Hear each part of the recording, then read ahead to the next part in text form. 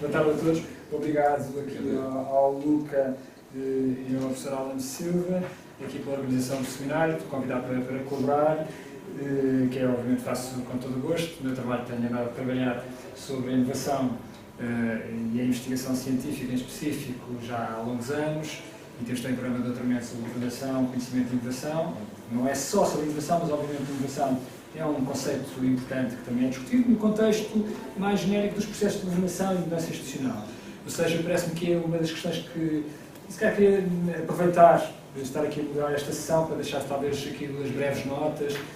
Uma, que tem uma questão que já foi aqui enquadrada em termos da relevância do seminário, que tem a ver com a transversalidade do conceito de inovação e, de certa forma, o conceito de inovação apareceu inicialmente associado ao conceito de inovação tecnológica, ou seja, a inovação não ser igual à tecnologia, ser a mudança tecnológica, mas estar inicialmente muito associado à questão da mudança tecnológica. Aliás, muitos dos trabalhos iniciais nesta área, na área da economia, antes de se chamar economia da inovação, chamava-se economia da mudança tecnológica, of technological change.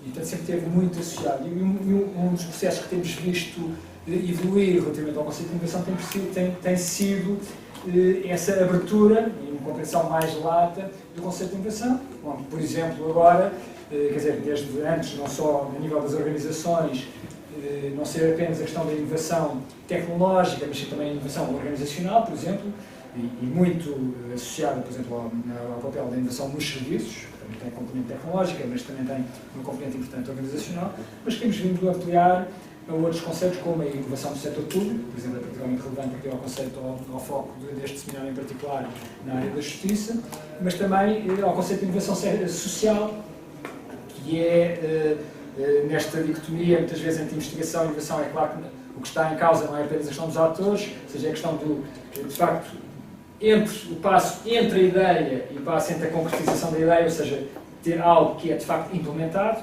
e, portanto, isso também se salienta que a inovação é um processo e não é apenas a inovação, ou seja, é aquela inovação como se calhar podia ter sido uma ligeiramente diferente, onde aspectos positivos e negativos podiam ter uma configuração diferente. Não é? Portanto, eu acho que é importante também salientar aqui a componente do processo. Mas também a inovação social com um conjunto de atores, com um conjunto de atores diversificados. Eu acho que este é um elemento importante aqui a reter.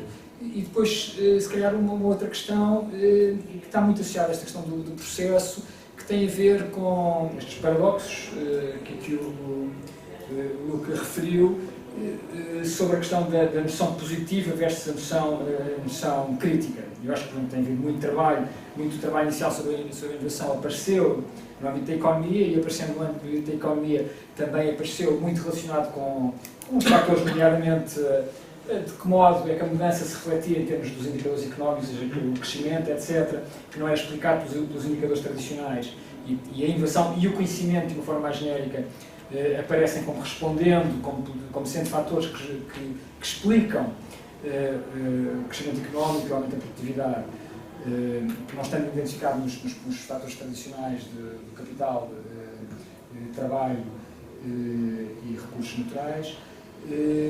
Mas, por outro lado, o que também vemos, e por exemplo agora quando se fala da inovação digital, que também é certamente particularmente importante na área da justiça, é que a grande evolução em termos de inovação nesta área não se vê aqui um reflexo em termos por exemplo, de indicadores tradicionais económicos, como por exemplo da produtividade, e muitos autores discutem isso. E, na realidade, o que temos também de ter em conta é que há aqui um articular da componente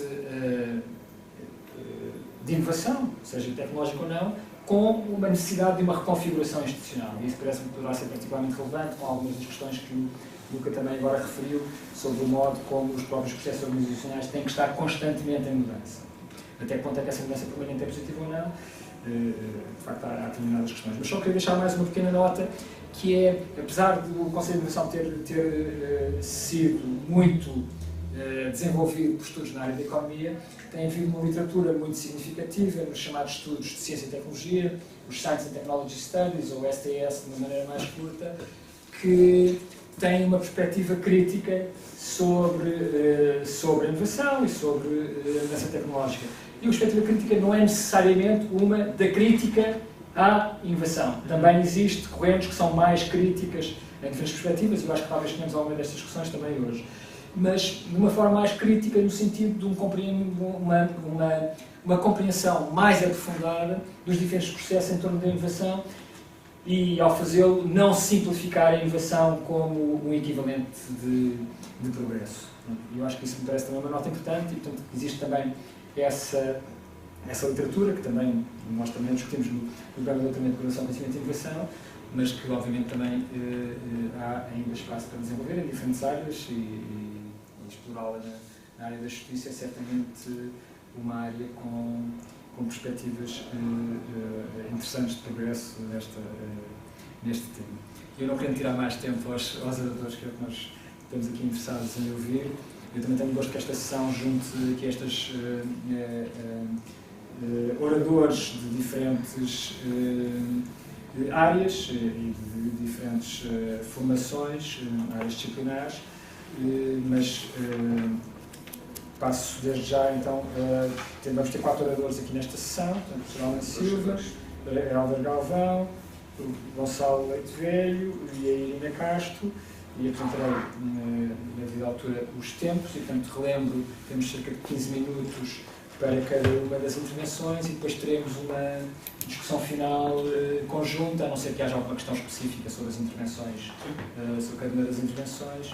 E, portanto, nesse contexto, convidar o Sr. Almeida Silva para a primeira intervenção e com o título da comunicação Crowd Law, uma análise sobre a necessidade da participação pública na elaboração da legislação que promove a inovação.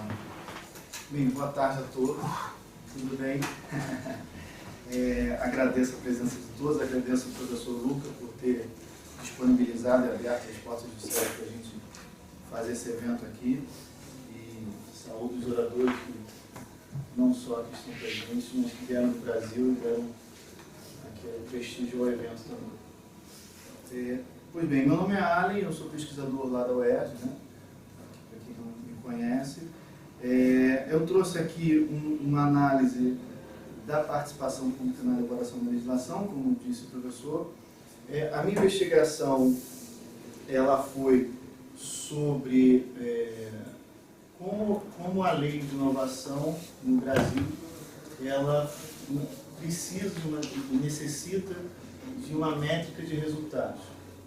Meu objeto de pesquisa tinha sido a FAPERJ, através de um programa de Startup Rio, e onde a FAPERJ é uma agência de fomento lá do Rio, né? Não sei se aqui se aproximaria, acho que perto da FCT, talvez. A FCT é um pouco mais educacional, mas acho que é algo... A ANI, talvez, né?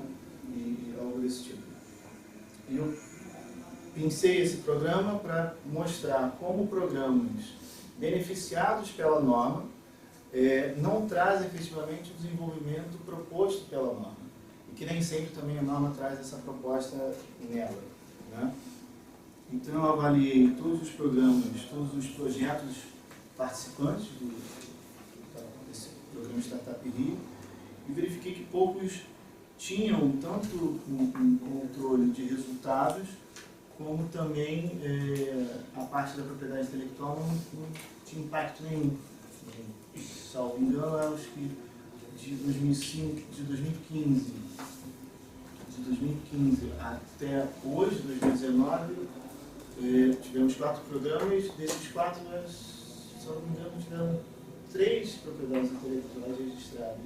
Considerando que é um programa vinculado e voltado para programas de computador, que é algo mais simples lá no Brasil, o registro é muito mais simples do que no patente. Fiquei sabendo que aqui a patente demora 22 meses, algo próximo disso. No Brasil demora às vezes 15, 20 anos. Então, foi algo muito latente, muito estranho nesses projetos. Outro ponto que eu verifiquei foi a questão da falta de controle na prestação de contas desses projetos também. Então, eles recebiam um benefício público para praticar a inovação, criar a inovação de alguma forma, e que no final, como a lei não tinha essa previsão de resultado em métrica, simplesmente esse dinheiro era aplicado e jogado fora. Deixa eu só... Eu trouxe um aqui. Bem, paralelo a isso, eu fiz ali com a teoria da legislação, hoje ganhou um título um pouco mais moderno, que é o Crowd Law, para avaliar e verificar o que tinha necessidade dessas leis terem na sua redação para atingirem efetivamente a questão da inovação, que era justamente um paradoxo, onde você tinha uma lei que previa benefícios para produzir inovação, mas você também não tinha na lei uma previsão legal que te obrigasse o beneficiado a apresentar um resultado efetivo. Então você tinha uma situação ali um pouco complexa. Aqui eu fiz uma pesquisa recente para o evento e verifiquei que Portugal já tem trabalhado muito tempo com a questão da teorização, tem um relatório produzido há muito tempo atrás pela FCT, mas depois ficou um pouco, passou um pouco. Inclusive tem uma lei aqui, deixa eu só... A lei 74 de 98, que também uma lei portuguesa, que ela dispõe sobre a questão da elaboração. Lá no Brasil a gente tem uma lei paralela, que é a Lei Complementar 95 de 98 também, 98. E ambas as leis, elas têm a forma, a previsão para que as leis elaboradas tragam essa previsão de métricas, de resultados, essas coisas, porque senão não adianta nada essa previsão, esse benefício de ajudar um projeto inovador sem ter o resultado. Deixa eu só passar aqui.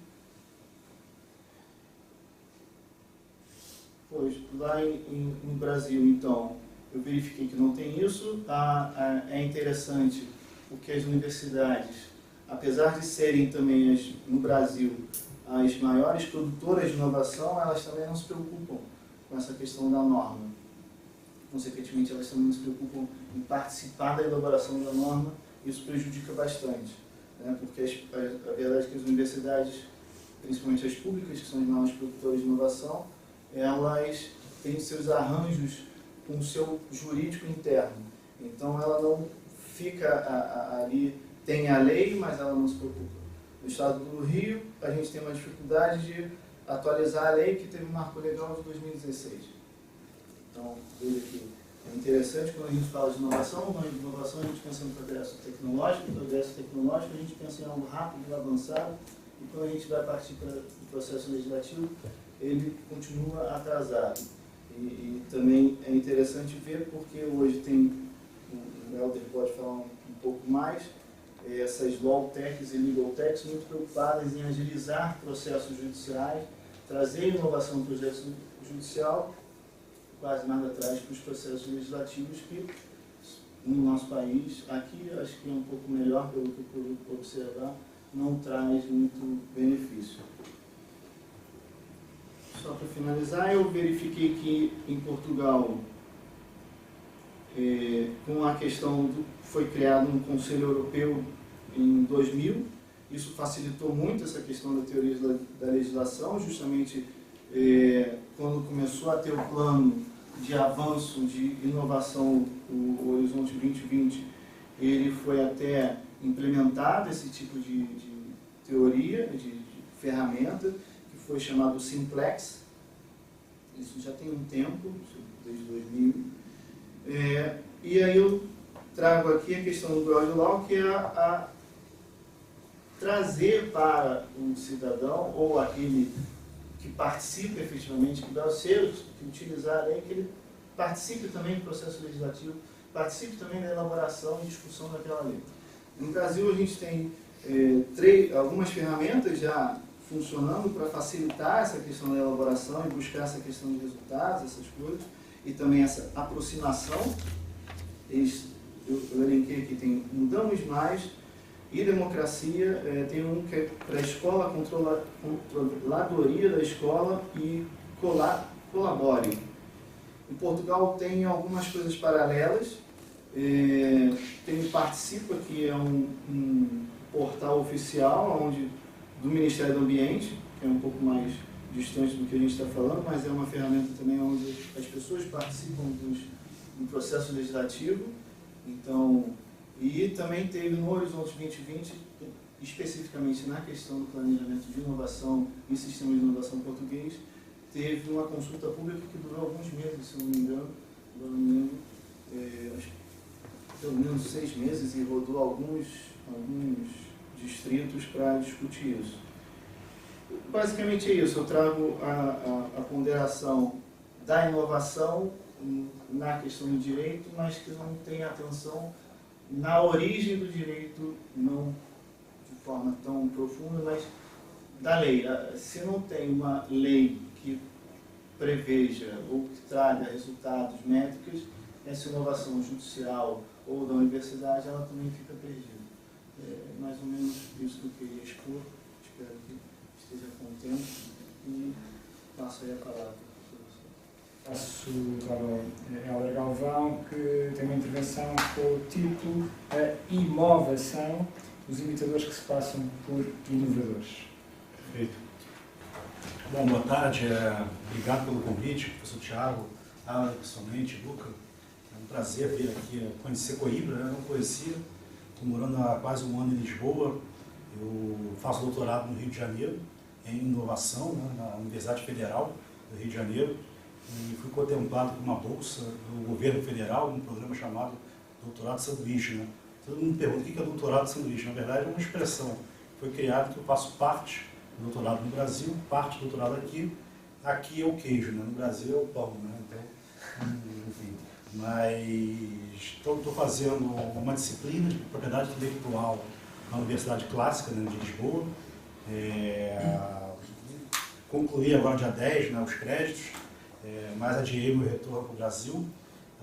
Embora a bolsa seja pública e a exigência, uma das condições da bolsa é voltar para o país para compartilhar o conhecimento, né, justo, mas por curiosidade, por ironia do destino, a bolsa foi suspensa. Na verdade a minha já recebi tudo, mas os novos estudantes foram cortados, né, pelo novo modelo de governança hoje em vigor no país, e hoje eu estou aqui convidado por um programa que é financiado pelo Estado, né? Então, o Estado ele gera inovação, sim, né? Não é à toa que o maior comprador da Tesla é o Estado americano. Então, esse discurso de Estado mínimo, etc., o Estado tem que ser eficiente, no mínimo. E é curioso, né? Porque eu venho o país convidado pelo Estado, volto, e o Estado vai, enfim, infelizmente, uma pena para os novos cientistas, né? Mas eu, na verdade, adaptei um pouco a minha tese de doutorado. Na minha tese de doutorado, eu caço alguns mitos, principalmente o mito da inovação, onde eu apresento que a inovação, a imitação, é, na verdade, um recurso válido para a inovação. Os inovadores, em geral, são os imitadores, daí vem a expressão inovadores, né? Que é a imitação na inovação. E, na verdade, eu adaptei um pouco, né? Eu diria que é um spin-off da minha tese, eu adaptei um pouco para ficar aqui contento aqui do nosso evento. As inovações tecnológicas entre antigos e novos paradigmas, né? Então, na verdade, antigos e novos paradigmas da propriedade intelectual, que é a matéria-prima da inovação, né? Vou falar um pouco rapidamente, o seu Thiago falou que tem 15 minutos, né? Mas 15 minutos como advogado é uma heresia, né? Eu prometo que você, assim como o Fidel Castro, eu prometo que você deve. Né? Não vou falar 4 horas, mas talvez eu roube um pouquinho, aproveitar que o Ali me deu uns minutos, né?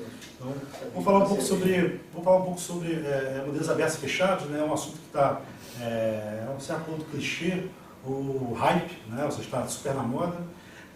O movimento do Open Innovation também que está vindo requentado, né? Um assunto que já veio na década de 50 e que agora, com uma nova roupagem, Open Innovation, que é uma nomenclatura, uma metáfora mais, vamos dizer assim, bonita para o movimento de inovação aberta. Vou discutir um pouco sobre a propriedade intelectual, a releitura, né? Talvez sendo bem fiel ao meu tema, né? Novos e velhos paradigmas da propriedade intelectual, né? Os novos e velhos modelos ou a visão arcaica e uma necessária releitura dos aspectos da propriedade intelectual. Vou falar um pouco rapidamente sobre o terceiro D, que é a disrupção outra expressão que virou clichê, né? E um pouco sobre a transgressão. E rapidamente falam sobre chutando a escada, dá uma expressão minha, o professor de Stanford, né, o Rushang, que ele usa essa expressão, que entra um pouco sobre o paradoxo, que é o tema do nosso seminário. Né? Eu abro falando rapidamente dos novos e velhos modelos. Né? Enquanto você tem a Apple, hoje, a recordista de depósitos de patente na USPTO, que é o órgão local, né? É o NPI local, você tem, por exemplo, a Tesla, né? Enfim, tentando, de alguma forma, propor um modelo de inovação aberta que diz, olha, minhas patentes estão disponíveis. Né? O professor Thiago falou um pouco sobre a questão das ideias e da capacidade de execução, enquanto que a Apple está preocupada no modelo fechado, né? O próprio Steve Jobs dizia, né? Assim como Picasso, eu não deixo um sujeito indigno pincelar quadros, né? O meu quadro. Então o modelo da Apple é um modelo fechado, né? Já a própria Tesla, o Elon Musk, tenta defender um pouco o modelo de inovações abertas, para ele pouco importa a patente. O que ele quer, na verdade, é que a entrância, né, dos concorrentes para ter capilaridade. O maior desafio hoje da Tesla é que você não consegue cruzar o país com um carro elétrico. Né? Enfim, não tem capilaridade suficiente para abastecer o carro. Quanto mais jogadores, né, sujeitos no mercado, melhor. Então, por isso, o conceito de inovação aberta se aplica ao caso da Tesla. Eu posso falar rapidamente um pouco também na tese sobre os funis de inovação. Né? Esse aqui é o funil do Google. Faço também um cruzamento muito importante com a minha função, né, como advogado, como jurista, né, como estudioso da área de direito. Eu estudo um pouco o papel do advogado no processo de inovação, até que ponto, né, o advogado participa do processo de inovação, por muitas vezes, né, e aí você tem aqui o modelo clássico, né, do funil da inovação fechada. Então você vai ter lá a coleta de ideias, etc. E por muitas vezes, em cada uma das interseções, entram os gatekeepers, né, que são os advogados, né, que por muitas vezes fazem o controle da propriedade intelectual. É muito comum nos processos de inovação ter algumas asfixias desse modelo, nesse funil. Entre eles, por exemplo, os famosos NDAs, né, que são os acordos de confidencialidade, as próprias patentes, a exigência de se depositar patente de invenção ou de modelo de utilidade. Ainda no processo de ideação, muitas vezes tem o que chamam de uma expressão muito peculiar desse movimento de startups, que é a pivotagem, que é a mudança radical daquele modelo de negócio. Então, muitas vezes, o modelo de inovação fechado não se aplica mais a, por exemplo, empresas de modelos de negócio incerto, que é o conceito clássico de startups. Não que eu fale com esses clássicos de startups, até porque, para mim, não existe definição de startup. A definição de startups é, na minha concepção, o estado de espírito. Mas vocês vão ver, por exemplo, alguns autores defendendo a ideia de que startups são modelos de negócio incertos, né, escaláveis e repetíveis. E uma startup, no caso, hoje, você vê os movimentos de fintech, a edtech, insurtech, você vai ter um modelo de inovação aberta. Vendo que eu apenas replico o que eu leio. Né? Esse é o modelo clássico do Chesburg, né, que é o grande referência em inovação aberta. E aí vocês vão ver o antigo paradigma, né, dos modelos fechados, né, uma atuação um pouco mais rígida do legal, né, da necessidade de se proteger. É muito comum essa expressão, né, se você for ver nos ambientes de inovação, incubadores, aceleradores, etc. Vocês não vão ver temos que proteger a sua ideia, né? Enfim, vamos patentear, vamos submeter a uma proteção, ou vamos efetivamente ter. Já hoje em dia você tem, né, pelo novo modelo, novo paradigma, um modelo de inovação aberta, mas despreocupados com essa intenção do sistema fechado, né? Ou seja, as ideias devem circular e por muitas vezes os inputs de informação vêm através desse funil mais poroso. Você não tem ali os gatekeepers, né, atuando. Você imagine agora, no processo de claims of rights de advogados, um modelo como Uber e Airbnb nunca iam passar. Né? São inovações de circunvenção, são inovações que já nasceram fora de um regulamento clássico. Né? tem as inovações de conformidade, as inovações de compliance e as de circunvenção. Esses modelos, os novos paradigmas, já nascem num ambiente desregulado e por isso que sobrevivem. Um modelo clássico de inovação fechada, você teria, por exemplo, a Uber sendo jamais elaborado em função do status quo, do establishment, que é o mercado altamente regulado da mobilidade urbana, enfim, de táxi e de sistemas clássicos. Então, um modelo como esse ele nasce num ambiente de inovação aberta. Principalmente em Innovation Weeks, em hackathons, em hubs de inovação, vão pegar principalmente eventos de aceleração, né, ou de empresas buscando se associar a espaços de inovação. No Brasil hoje é um fenômeno, aqui em Portugal eu vejo, por exemplo, a fábrica de startups, que é em Lisboa, fazendo movimentos de Innovation Week com um banco, né, o PPI, o movimento de Open Bank. Né? Você vê que esse é o novo paradigma, o novo modelo contra um modelo que jamais conseguiria ser concebido internamente. Né? Por uma série de questões, né, um cronograma altamente hierarquizado, sistema fechado, e aí acaba que as empresas buscam, né, outsiders para poder desenvolver a inovação através de, seja em eventos de conclamando especialistas, hackers, geeks, etc., para desenvolver ou solucionar problemas. Hoje no Brasil, se você for mapear São Paulo, Rio, por exemplo, você vai ter mais de 200 espaços de hubs de inovação, né? Principalmente patrocinado por grandes empresas, que ali é que surgem algumas soluções que elas jamais teriam no modelo interno. Vejam, como os modelos clássicos da propriedade intelectual, empresas surgindo num prédio de papel, né? Aqui é o que eles chamam de MVP, né? É o mínimo produto viável. Esse aqui é o surgimento do Twitter, né? Através do MVP. Vejam, você não precisa mais de um chão de fábrica, você não precisa mais de empregar recursos, você consegue hoje, através de capital de risco, né? Movimento de venture capital, financiando esse tipo de inovação. Está certo que Peter Thiel, né, que é um dos maiores investidores do Vale do Silício, ele critica muito isso. Né? Nós esperávamos que chegasse em 2020, nós tivéssemos carros voadores, né? Nos deram redes sociais. Tá bom. Né? Enfim, a gente esperava que o progresso científico, né, que vocês estão fazendo esse paralelo com a inovação, mas é só para apresentar, por exemplo, o surgimento do Face Mesh, né? A primeira versão do Facebook, e que a versão do Facebook foi fruto de uma violação de propriedade intelectual. Né? Então você vê o desapego às ideias, o desapego ao modelo clássico de proteção. O exemplo famoso também, né, considerado ali a maior roubo da história, né? Foi quando a Apple entrou no centro de inovação da Share, em 1960, e viu lá o rato. Aqui é rato, tá, Ellen? Aqui não é mouse, não. Aqui é rato. E aí copiou o rato, né, sendo que o rato era o desenvolvimento da Sharps. Então, na verdade, quais são os novos paradigmas que já estão até, de certa forma, antigos. Né? As pessoas são coisas a compartilhar, não existe mais o apego ao modelo fechado, aquelas ideias são confidenciais, ou proteções máximas, ou receio de ser furtado. Né?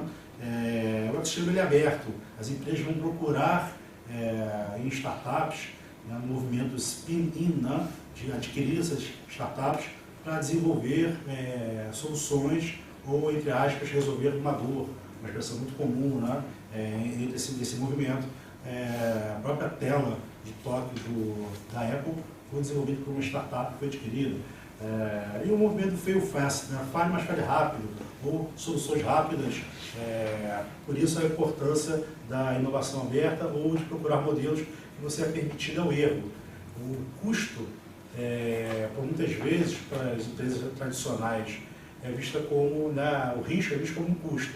E as startups, na verdade, o risco ele é visto como uma oportunidade. Daí que surgem, então, grandes movimentos de fintechs, a própria Tesla, entre outros, que trabalham, são muito mais afeitos ao risco do que as empresas tradicionais, uma vez que risco é custo. Pivô, por exemplo, como eu disse aqui, talvez seja uma das melhores metodologias do Vale do Silício, né? Quem diz isso é o Eric Ries, né, o autor do Lean Startup. Alguns exemplos de empresas que mudaram seu modelo de negócio radicalmente, como a Nokia, que fazia botas de borracha, a Nintendo, que produzia cartas, né, de baralho, o Groupon, que era mais do que o crowdfunding, o próprio YouTube, que era uma plataforma de namoro. Todas elas trabalharam com modelos de pivotagem ou mudanças dentro desse modelo de suscetível ao risco. O próprio Instagram começou como uma plataforma de geolocalização vendida por 1 bilhão para o Facebook. Eu digo que 1 bilhão, na verdade, pode ser de euros, de dólares, de reais. 1 bilhão é dinheiro em qualquer lugar do mundo. Até na Venezuela, deve ser mais ou menos, né? Mas modelos de inovação aberta surgiram através de um site com capital de risco, pouco investimento, baixo investimento, modelo de negócio tecnológico, escalável, repetível, bem e não rival, que surge dentro desse ambiente de inovação aberta com custo marginal muito baixo. Cai a ideia da ideia brilhante, né? A startup confidencial não existe mais, ou aquela empresa com ideia potencial, ela precisa desses inputs. Trouxe aqui um exemplo, considerado o maior fiat da história, que é o transportador pessoal autoequilibrado, também conhecido como Segway. Era para ser uma revolução de locomoção, e aí foi tão confidencial, tão preocupados em não furtarem a ideia ou o concorrente desenvolver, que o produto se tornou uma falácia, caro, as pessoas não aderiram, e aí, então, na verdade, é um exemplo, é um paradigma, né, de como a interseção novo e velho modelo, ela acaba afetando os próprios negócios que não receberam nenhum tipo de input, ou o exemplo clássico, né, inovações, principalmente de modelos de negócio tecnológico, devem ser feitas com o usuário, não para o usuário. Daí que veio o sucesso. No Brasil, por exemplo, o fenômeno das fintechs hoje, você tem fintechs que já são consideradas os maiores concorrentes dos bancos tradicionais, né? Então, feitas com o usuário, feitas para o usuário e não no modelo estático. Rapidamente, falando dos 6Ds famosos, né? Esse aqui é um exemplo clássico da Kodak, né? Peter Diamandis, né? Um autor também americano. No terceiro D, a gente vai ver a disrupção. 1 minuto, acho que 15. 1 minuto. O terceiro D é onde tem a disrupção. E a minha tese, na verdade, eu discuto que inovações em geral, para você ter a disrupção, nessa curva, que é uma curva J, você necessariamente vai ter uma transgressão à propriedade intelectual. Então, o velho paradigma, ele, de certa forma, ele impede as inovações de disrupção, sendo que a transgressão era necessária para haver disrupção, ou seja, a violação de alguma propriedade intelectual ela é essencial para o processo de inovação de disrupção. E aí entra os interesses, né? Esses aqui são exemplos da curva J. Para ter a curva J tem que ter disrupção, e para ter disrupção tem que ter uma violação da propriedade intelectual. A Airbnb fez isso com a Craigslist. Então a Airbnb só se tornou exponencial depois que ela fez o movimento de chapéu negro, né? O movimento de violação. A Waze fez a mesma coisa com a Nokia, aliás, a Waze quebrou a Nokia. E aí veio o paradoxo, para concluir, e aí dentro do nosso tema, do nosso seminário, o paradoxo as empresas hoje defendendo, inclusive as grandes, né, estabelecidas, um modelo de inovação aberta, uma vez que ela atinge ou cria determinado produto ou serviço, ela chuta a escada e diz, não, eu não quero mais modelo de inovação aberta, eu quero voltar para o modelo de inovação fechada. Foi o que fez a Apple, né? Um exemplo que eu trouxe da Charles Spark. Então, a manutenção de posição e o castelamento, ela só se dá através de começar com a inovação aberta e depois se tornar um modelo fechado. É um movimento de contrafluxo, daí vem o paradoxo, e é uma resistência às transformações. Não é à toa que a Apple hoje ela deixou de ser revolucionária para ser apenas evolucionária. Ou alguém já viu aqui algum gadget novo da Apple depois que ela trouxe, né? O iPhone está no iPhone X, iPhone 9, e por aí vai. Porque ela se encastelou e ela não vai deixar ninguém chegar ao topo. É um modelo de inovação. O próprio Skype também, né? O Skype era o Skype peer-to-peer, né? Modelo de peer-to-peer, e depois que a Microsoft comprou, ficou uma bagunça, ficou ruim, ninguém mais usa. A Microsoft, né? Segundo o Steve Jobs, não tem sexo, né? Não tem graça. E aí eu finalizo, professor Thiago, fazendo uma indagação, né? O que vocês preferem, né? Na verdade, o que é mais divertido? trabalhar na marinha ou ser um pirata, né? Esse que é o Steve Jobs dizia. Steve Jobs, para muitos, um revolucionário, para outros, um malfeitor, né? Um sujeito polêmico, que nada se valia do modelo de chutar a escada. Ou seja, para chegar ao topo, violou diversas propriedades intelectuais, defendia, né, modelos abertos, mas quando começou a atingir um castelamento, ele passa então a chutar a escada. Não é à toa que as disputas judiciais entre Apple e Samsung polarizaram o mundo durante muitos anos, pelas ações mais custosas da história. A Apple ganhava na Califórnia e a Samsung ganhava na Coreia. E aí fizeram uma armistício, etc. E tal. Mas é para trazer aqui alguns exemplos do novo e velho paradigma, né? Ou seja, o paradoxo envolvendo a inovação. Eu acho que atendi bem, né, o que foi proposto. Eu finalizo com a citação do Steve Jobs e fico à vontade para perguntas. Muito obrigado. Olá, boa tarde a todos. Sempre é bom voltar àquela que é, de alguma forma, mais tarde ou mais cedo, é sempre a minha universidade. Eu licenciei-me aqui, estou a fazer o segundo doutoramento aqui em Coimbra. Pelo meio fiz um doutoramento no Porto, em Arqueologia. E hoje em dia, para além de ser professor no Politécnico de Tomar, sou mais conhecido por ser presidente do Sindicato Nacional de Ensino Superior. E pensei muito, depois de receber o convite, pensei muito acerca de porque é que eu vinha aqui falar hoje, sendo que eu tenho estado fechado a escrever uma tese. E a questão a que eu me tenho dedicado é sobretudo o arranjo institucional e onde é que a universidade se coloca no arranjo institucional contemporâneo, que é dominado essencialmente por um workfare schumpeteriano. Nós vemos esta questão, atravessou as comunicações anteriores, e o Tiago também já tinha falado disso inicialmente, um certo vício do novo e uma certa necessidade permanente de fazer algo diferente, e parece que estamos permanentemente interpelados em relação a essa diferença. Bom, e a questão é como é que aquilo que deveria ser a instituição de excelência para promover a inovação, que é a universidade, como é que ela se insere nestes novos arranjos institucionais e como é que ela se articula ou não com a questão da inovação.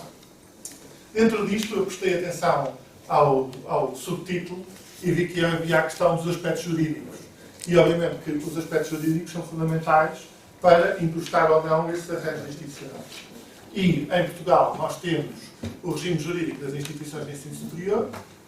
Tenho-vos a dizer, como sou Presidente do Sindicato Nacional de Ensino Superior, eu passo muito tempo no Parlamento, passo muito tempo a negociar e a participar dos processos legislativos e já lá chegarei mais à frente acerca da própria questão daquilo que é a abertura ou não do atual enquadramento institucional português, do atual arranjo institucional português, para de facto existir essa participação ou não no processo legislativo, ligado diretamente com as questões da ciência, da inovação e do ensino superior.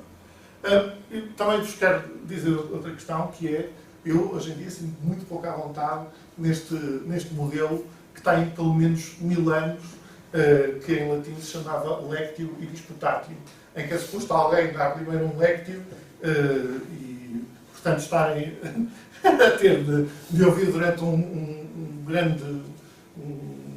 período de tempo, não grande, só são 15 minutos, ainda mais, e depois existir uma parte de disputátil. E aquilo que se nota é que, de facto, a parte do disputátil era mais forte na Idade Média do que ela é hoje em dia. Eu acho que, se calhar, nas aulas da antiga Universidade de Coimbra da Idade Média, havia mais disputátil, como se tem vindo a ver, do que aquilo que existe nos seminários.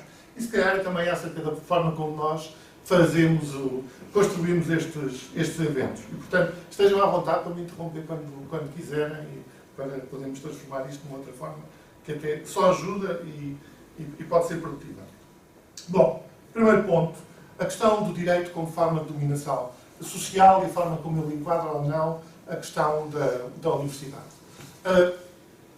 A universidade, por si, ela é fundada numa autonomia em que é suposto ela construir e determinar as suas próprias leis por aqueles que a compõem. Portanto, aquilo que é o fundamental, aquilo que é a herança fundamental do que é a Universidade Europeia, uma instituição chamar-se enquanto universidade, só se deveria chamar quando tem essa capacidade de autonomia, ou seja, tem a capacidade para construir as suas próprias leis.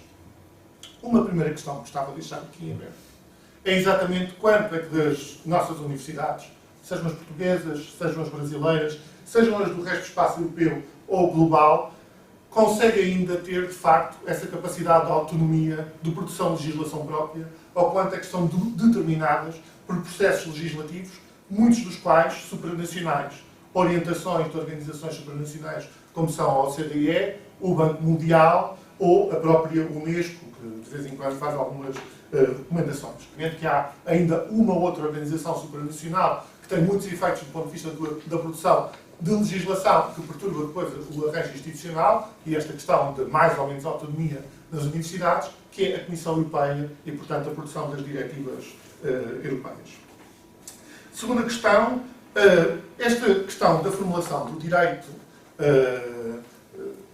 O direito, eu sou muito Walter Benjaminiano, e o direito existe para substituir a questão da violência e, de alguma forma, domar a violência. Aliás, essa é a origem da questão da universidade. A universidade é uma instituição que vem domar a violência que então existia em cidades como Paris ou Bolonha, em que os estudantes tinham vindo para escolas que estavam-se a organizar fora daquilo que eram os antigos colégios, e para, de alguma forma, haver um enquadramento institucional em relação a essa violência, porque havia desacatos constantes, e isso, para quem conhece a história de Coimbra, sabe que isso é uma constante, não é só de agora que existe o problema dos estudantes, e a Câmara das Fitas, e isto e aquilo, e que a universidade em si é um elemento de conflitos internos, de própria discussão. E, portanto, a universidade é uma instituição que é criada para regular, de alguma forma, esses conflitos. E, portanto, a construção e a determinação dos 3 direitos fundamentais da universidade, um dos quais é o direito da greve e secessão, passa também por esta domesticação da violência e uma passagem da violência ao regime do direito. Depois, a questão dos modelos da universidade, ou seja, passar este momento de fundação em que há uma transformação daquilo que é, ou uma domesticação, se quiserem, daquilo que é a violência e o conflito interior da própria universidade, e que tem a ver muito com aquilo que se fala em termos de processos de inovação ou transformação. Temos então o primeiro modelo medieval, em que temos presente a questão da dialética através da escolástica, mas existe a questão da base daquilo que é um cânon e o desenvolvimento através de um cânon. E isso tem muito a ver acerca desta articulação da lei, da autonómos, em que há uma incorporação da nomos de um discurso já estabelecido sobre o qual se desenvolve. E, portanto, temos uma dinâmica de inovação, assim, sobre aquilo que é o estabelecido. Depois, um segundo modelo da universidade, que é a questão do modelo humboldtiano, e a sua relação com aquilo que é o princípio da autonomia kantiana, que é um princípio de liberdade do sujeito e que vem a derivar naquilo que é a liberdade individual. E dentro dessa liberdade individual temos uma herança fundamental para a universidade hoje em dia e para os próprios processos de inovação, né? O que vemos estes heróis da inovação, como o Steve Jobs, que é a liberdade individual. E a forma como a liberdade individual se confunde com a própria noção de liberdade académica. E uma das questões que eu deixo já aqui é quanto é que do arranjo institucional contemporâneo, em concreto português, porque não conheço tão bem o brasileiro, confesso que nunca fui ao Brasil. É horrível. Estive em muitos sítios do mundo, toda a Europa, Estados Unidos, China, e nunca fui ao Brasil. Mas, acerca da questão de pensarmos aquilo que é o arranjo institucional da universidade contemporânea, é quanto é que existe espaço para esta liberdade académica, quanto é que existe espaço para essa liberdade individual, e para que seja essa própria liberdade individual que constrói aquilo que é o autonómos, ou seja, a lei construída pelos membros da comunidade. Obviamente que, no terceiro modelo, que é aquele que está mais presente na atualidade, a questão do modo 2, do Gibson, etc., temos aquilo que é uma fase em que o conhecimento sai para fora da universidade, ele extravasa e faz parte de um cruzamento com toda a sociedade. Para quem conhece a história da produção de conhecimento sabe que já no século XVI, XVII, XVIII, isto acontecia, na Idade Média, coisa um bocado diferente. Mas esta questão desta passagem para um conhecimento que se desenvolve em conjunto na sociedade, nós temos um problema que é como é que a universidade tem ou não se articulado com isso. A transformação recente do RGES, a incorporação no Conselho Geral de membros externos, visava exatamente ter este lugar de participação social. Ora, eu sou altamente crítico em relação àquilo que é este enquadramento legislativo atual, porque considero que não foi conseguido isso. E uma das falhas fundamentais foi a noção de que esta participação externa, a participação das partes interessadas, dos stakeholders, seria feita essencialmente através das empresas. E era uma articulação de melhorar o modo de financiamento da universidade e assim cruzar a universidade com as empresas. Afirma, como aqueles que estão da economia sabem, há uma forma de organização dentro da economia, como muitas outras. Este predomínio da firma e da empresa como interlocutor da sociedade civil da universidade torna-se em si um problema. É óbvio que estamos dentro da tal construção do arco-fair subterrâneo que domina a maior parte do espaço do ensino superior a nível global. Mas a questão é quanto é que disso é colocado constrangimento. Eu estou quase a acabar, mas não podia deixar de falar da Maria de Mazzucato, porque a questão da Maria de Mazzucato passa exatamente por esta questão de participação e de uma noção de inovação que se transforma de um capital de curto prazo, chamado capital impaciente, para uma outra lógica que seja de um capital paciente que pense também no médio e longo prazo, porque aquilo que é transformação e inovação dá-se exatamente nesses outros tempos, assim como algo, eu fiquei muito satisfeito, esta semana vinha um artigo no jornal do João Ramalho Santos, que falava exatamente acerca do direito de falhar, e ainda bem que em Portugal algumas pessoas começam a falar acerca desse direito de falhar, sendo que, obviamente, que esse direito de falhar passa pela questão das relações laborais. Aquilo que me preocupa mais, do ponto de vista do que é o desenho da Universidade de hoje, é o espaço para as novas práticas. Eu, no meu percurso, eu coordenei projetos da arte contemporânea, fundei arqueologia com arte contemporânea, etc., numa altura em que não havia institutos de investigação interdisciplinar, etc. E, portanto, essa participação, a parte que eu mais gosto da questão do Steve Jobs é esse mundo, ter mundo. E ter mundo passa por essas várias experiências. E a questão é quanto a universidade hoje é que ela permite também, ela própria, ter estas várias experiências, fora a questão do Erasmus, de outras coisas que se instituíram. Em relação, voltando à questão das relações laborais e em relação a este espaço de liberdade, ou seja, o espaço que cada um tem dentro da universidade, algumas notas muito rápidas. O primeiro é este direito a falhar, que é como é que se vê dentro da comunidade académica aquilo que é o professor ou o investigador que falhou e que trabalhou durante algum tempo, qual é que é o direito que ele tem neste momento para falhar. Segundo caso, como é que estão construídas as relações laborais para esse direito de falhar, mas não só para o direito de falhar, mas também para o garante daquilo que é a liberdade académica. Onde nós temos hoje em dia sistemas de avaliação, a questão da accountability, etc. E a forma como essa accountability veio ou não a limitar esse sentido de liberdade académica. Sendo que a autonomia tem sempre esses dois polos entre aquilo que é a liberdade e a responsabilidade. Isto, estou quase a terminar, leva àquilo que nós estamos a procurar dos novos arranjos institucionais em Portugal. Explica um bocadinho melhor o que é que nós estivemos a fazer num dossiê muito complicado, que foi o do emprego científico, onde nós estamos a procurar transformar que a forma de contratação dos investigadores seja predominantemente as bolsas, ou seja, regimes informais de contratação, e passe para regimes formais de contratação, onde existe alguma liberdade, e essa liberdade possa se constituir através de contratos,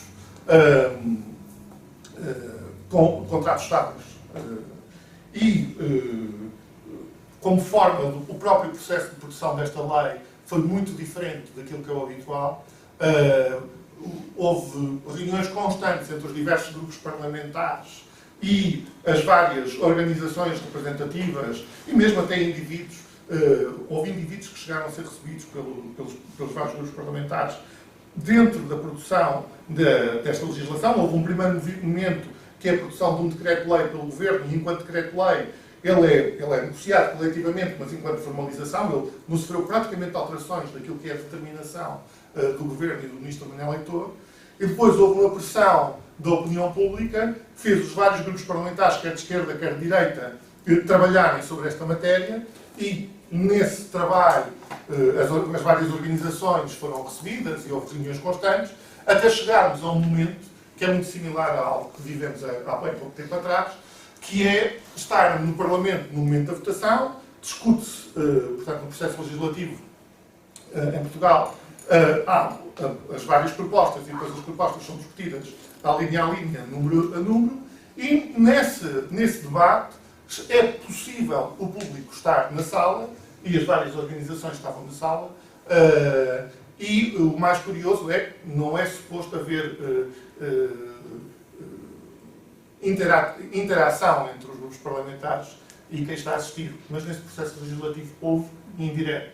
E a questão era que os grupos parlamentares consideravam que quem tinha o maior conhecimento sobre aquela matéria era quem estava a assistir e, portanto, cabia aos grupos parlamentares poder medir em direto e em cada momento quais é que seriam as consequências da votação de cada linha em relação àquelas pessoas que iam sofrer com aquela legislação e que estavam na sala. Eu, para mim, estou a terminar, acho que este foi um dos momentos mais interessantes da história recente portuguesa do ponto de vista do ensino superior e semelha-se de alguma forma àquilo que mais perto tivemos no 25 de Abril do ensino superior, de uma forma de uma democracia quase direta, mas sobretudo muito participada.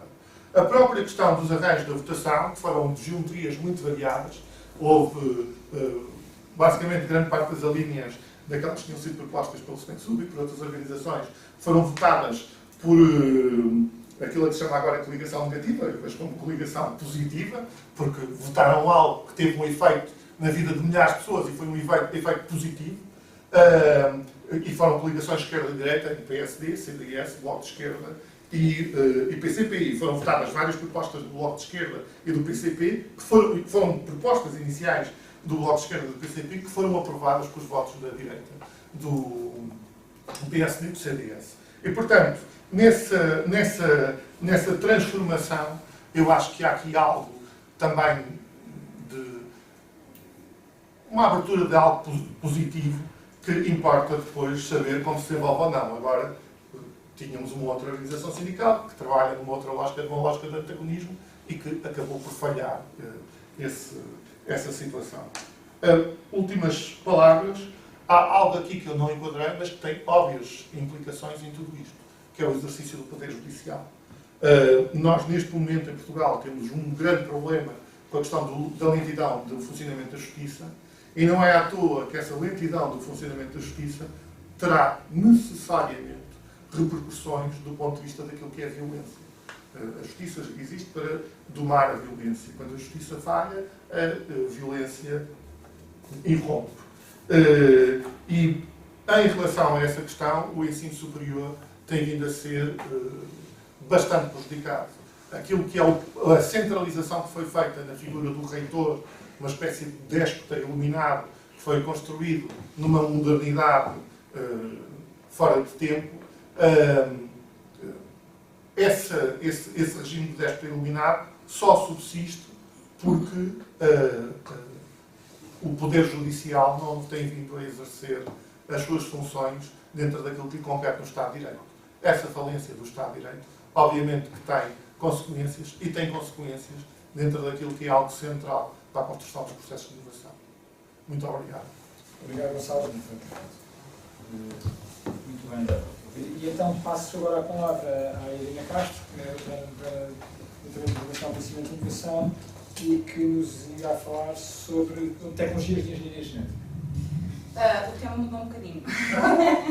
Isto acontece, porque eu, na mesma circunstância que o Gonçalo, nós somos colegas de programa, estou na escrita da tese também, e portanto acabamos sempre por, no âmbito das nossas teses, ir aprofundando outros temas, outros debates, e tendo depois me inspirado um pouco também no texto que o Luca nos deu como guia para prepararmos e para começarmos a nossa apresentação, eu decidi trazer um tema que se enquadra com o trabalho que eu faço, mas também provocar um pouco mais o debate, introduzindo alguns dos conceitos clássicos de Marx e da teoria marxista.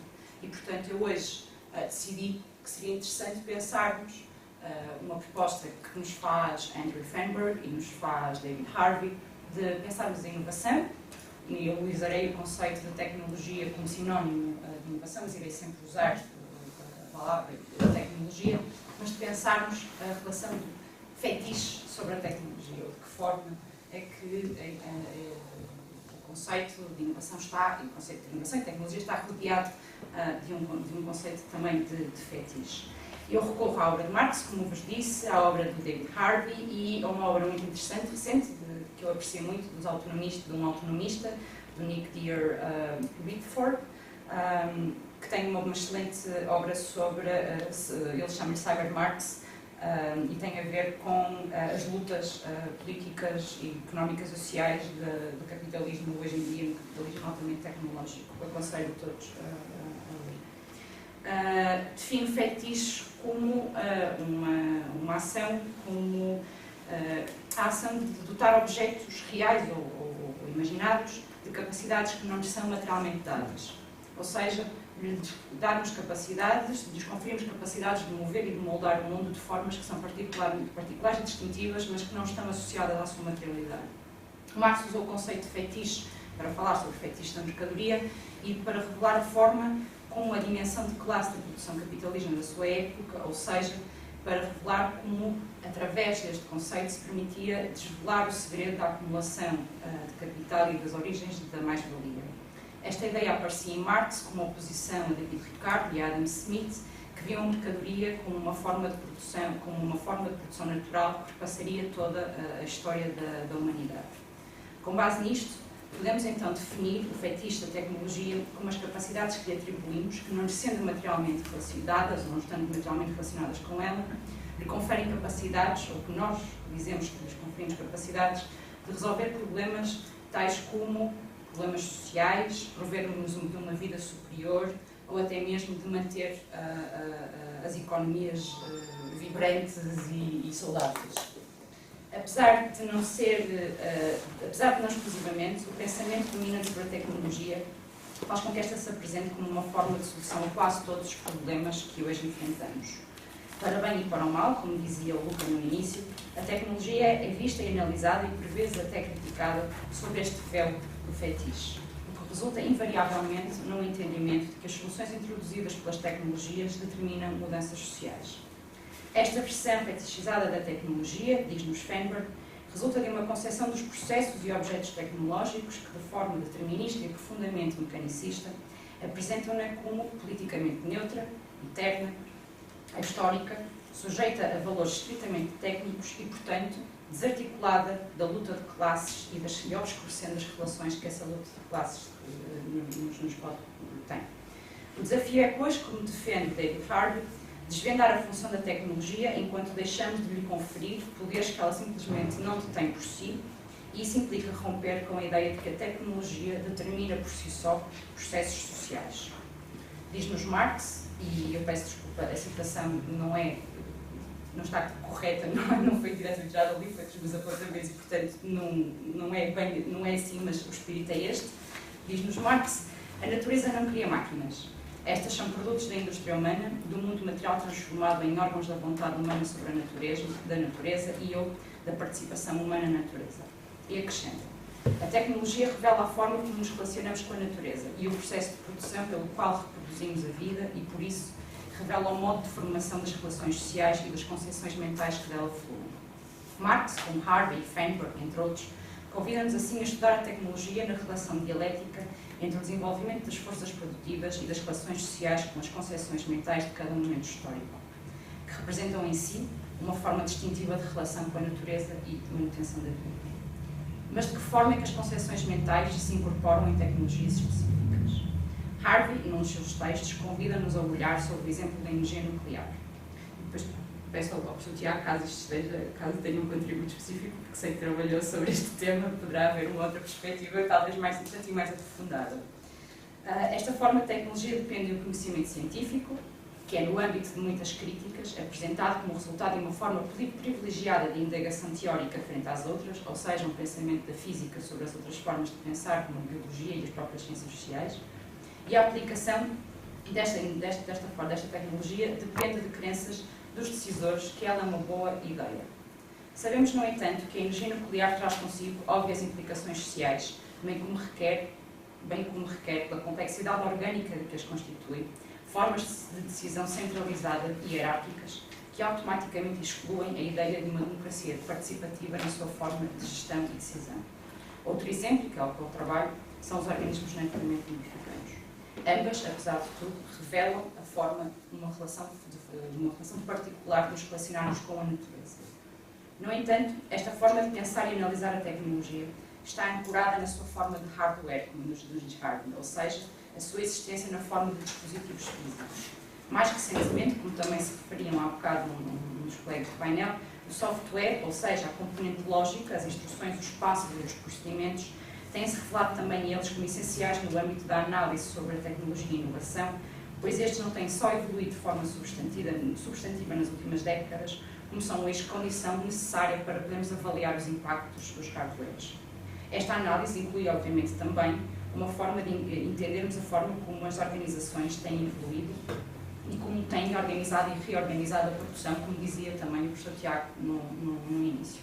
Em suma, desde Marx, tem-se procurado propor entender a história da tecnologia através de uma análise que puxa para fora e que revela os aspectos simbióticos entre a existência material, a lógica interna e a forma de organização das tecnologias. O feitiço sobre a tecnologia não é, no entanto, algo imaginário. Ela tem profundas raízes materiais. Uma dessas raízes, propõe Harvey, está ancorada na abstração do que é a produtividade e na forma como esta tecnologia atua sobre ela. Do ponto de vista simplista, a tecnologia está sempre associada a uma maior produtividade.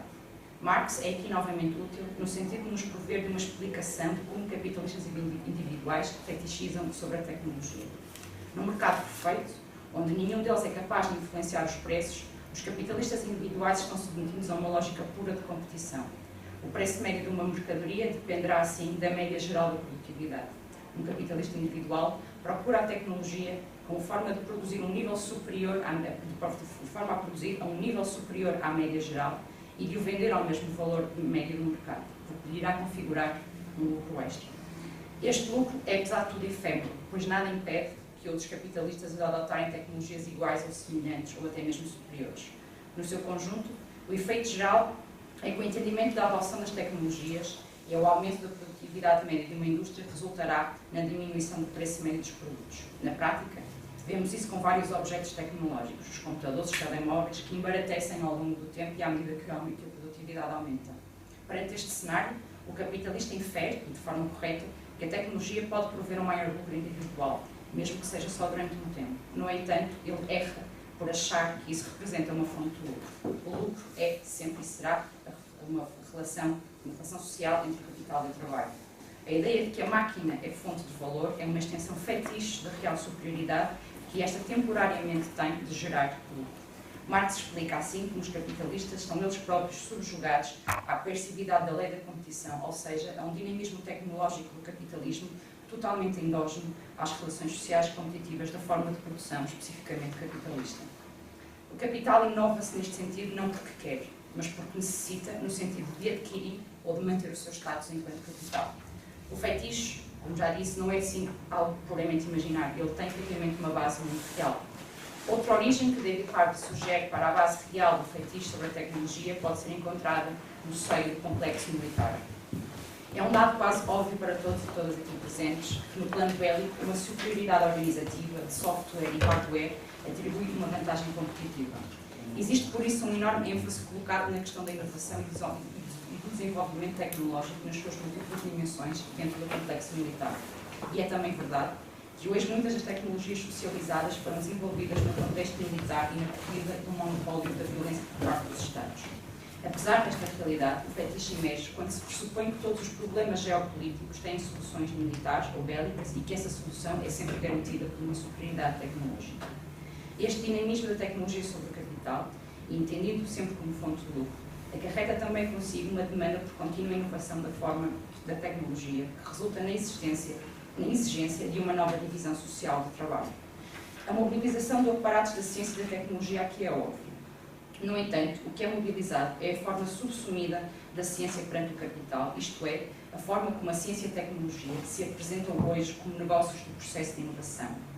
Como também nos revela Harvey, hoje não nos enfrentamos mais com o empreendedor individual, aquele típico senhor do século XIX, que procurava por si mesmo melhorar a produtividade ao inventar e inovar no seu particular setor de atividade.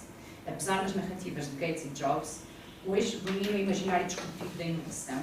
Elas próprias encontram-se subsumidas a um sistema de especialização industrial da inovação, que subsume o trabalho. Perante toda esta análise, em si já velhinha, podemos questionar os motivos pelos quais a burguesia e a classe capitalista se impregnam deste fetiche tecnológico. Apresentarei 3 razões breves, existem outras. A primeira é que o capital continua a necessitar de controlar os processos de trabalho. E esse controle foi sempre necessário para o capitalismo suster na sua forma perpétua de acumulação. Muitas das inovações industriais têm raízes nesta primeira razão, o que demonstra que a fantasia tecnológica tem raízes materiais na dinâmica da luta de classes que se tragam tanto por dentro e por fora dos processos de produção. A segunda razão é a necessidade de controlar a natureza. Apesar das mais recentes críticas sobre os efeitos nefastos das contradições das formas de produção capitalistas sobre a natureza, o pensamento dominante foi sempre que a natureza é uma fonte inesgotável e, apesar de inacessível, e apenas inacessível por limitações presentes nos saberes e nas tecnologias que disponhamos no nosso meio histórico. Esta ideia de controle sobre a natureza resultou do que Bellamy Foster apelida da ruptura metabólica. E apesar das mais recentes propostas do capitalismo verde de procurar resolver as contradições, ela mantém-se, pois ela é necessária para o processo de exploração, tanto do trabalho como da natureza, e para a manutenção do processo contínuo de acumulação. A terceira razão é a necessidade de controle do espaço e do tempo. A velocidade de retorno do capital é uma variável determinante para o capitalista individual. Quanto maior for esta velocidade, maior é o excesso acumulado. Ou seja, quanto mais barreiras o capital derruba às fricções provocadas pelo tempo e pelo espaço à circulação de capital, maior será o seu lucro. Os capitalistas investem assim e continuarão a investir em tecnologias que asseguram que derrubem estas barreiras. Por fim, e para acrescentar uma última ideia, gostaria de mencionar um paradoxo sobre tudo que já mencionei. É que, apesar do que disse, e o fetiche ter âncoras nas relações sociais competitivas da forma de produção especificamente capitalista, se há coisa que os capitalistas individuais odeiam é o sistema de perfeita competição.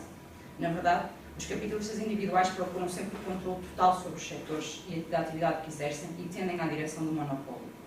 Os monopólios são, em algumas perspectivas, vistos como barreiras à inovação.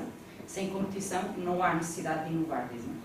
Harvey dá-nos outra perspectiva distinta, que, aliás, encontra-se codificada em Marx, quando este afirma que os capitalistas continuamente necessitam relacionar os seus meios de produção.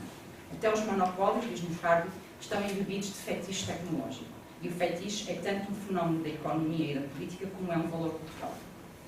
Enquanto a inovação for vista como boa, como força de progresso, modernização e crescimento, estaremos sempre perante ciclos, vagas, ondas, como lhe quiserem chamar, de inovação e desenvolvimento tecnológico. Da mesma forma, enquanto se impuserem barreiras à circulação e acumulação de capital, mesmo em contexto de monopólio, a inovação será sempre procurada e desejada, porque a inovação é condição de existência desses próprios monopólios. Nesse sentido, em contraste com o que disse inicialmente, que o fetiche tem origem na competição, apresento-vos agora esta perspectiva que coloca o fetiche não no desejo de um mercado de competição perfeita, mas na manutenção perpétua do poder monopolista. Isto, aliás, não nos deveria surpreender, pois, tal como já mencionei, no caso do complexo militar, a ideia do monopólio da violência é central ao sistema de inovação militar. Em suma, os monopólios não resultam necessariamente na diminuição da inovação, e a questão que devemos colocar é sempre qual a direção que é dada à inovação e quais as consequências sociais e políticas. Termino como comecei, com Marx. A natureza não cria máquinas. Estas são produtos da indústria humana, do mundo material transformado em órgãos da vontade humana sobre a natureza e da participação humana na natureza.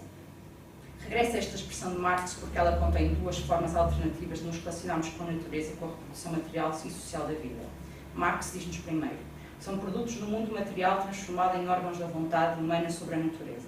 Esta referência é clara no seu objeto, estamos perante a forma de produção especificamente capitalista. Mas Marx refere também que são produtos da indústria humana resultado da participação humana na natureza. Esta visão, que tem sido conectada com o caminho do socialismo, encontra em autores como Ferber e Marcuse as utopias necessárias para o desenvolvimento de tecnologias humildes, como diz Jazanov, sustentáveis e orgânicas na relação entre trabalho e natureza. A pergunta que permanece, no entanto, é clássica. A tecnologia revela a forma como nos relacionamos com a natureza e o processo de produção pelo qual reproduzimos a vida e, por isso, revela o modo de formação das relações sociais e das concepções mentais que fluem delas. Bastará, por isso, ao proletariado a apropriação dessa força produtiva para que se inicie um outro caminho? Essa é a questão. Obrigada.